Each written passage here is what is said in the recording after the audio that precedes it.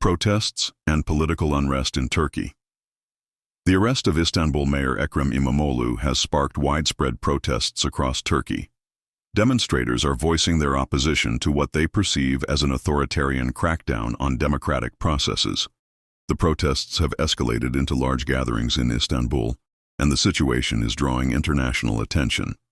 The arrest of Istanbul Mayor Ekrem İmamoğlu has sparked widespread protests across Turkey, with many citizens voicing their opposition to what they perceive as an authoritarian crackdown on democratic processes.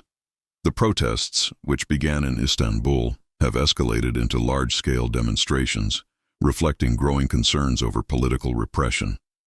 The situation is attracting increasing international attention as tensions rise.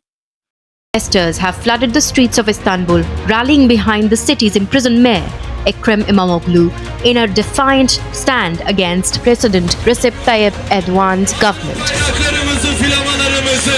Arrested on corruption charges on 19th March, İmamoğlu, seen as Erdogan's most formidable political rival, has sparked a wave of protests across Turkey, with demonstrators demanding justice and political change. Despite the risks, the protests show no signs of slowing down as a new generation of Turks, driven by frustration over authoritarian rule and economic hardship, rise up for a future they believe is slipping away. The unrest has quickly spread to other cities, reflecting growing frustration with what many see as an increasingly authoritarian regime. As the protests continue, they have attracted international attention, raising concerns about the future of democratic governance in Turkey. Conditions are very difficult, and now on top of that, locking up such people and elected people like this is a very wrong practice, both economically, and as a result everyone's freedom has been taken away from them.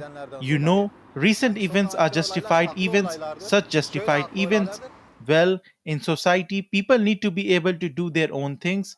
It is in the law, in everything, in the man. The things that were prevented were done. They are justified demonstrations.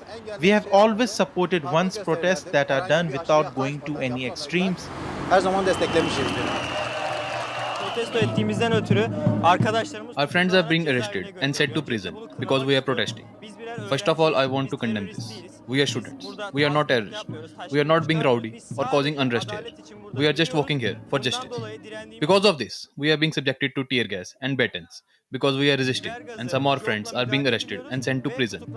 I also condemn the government for this. I think that the students who were arrested should be released immediately, and all of the arrested officials, especially Ekrem İmamoğlu, should be released.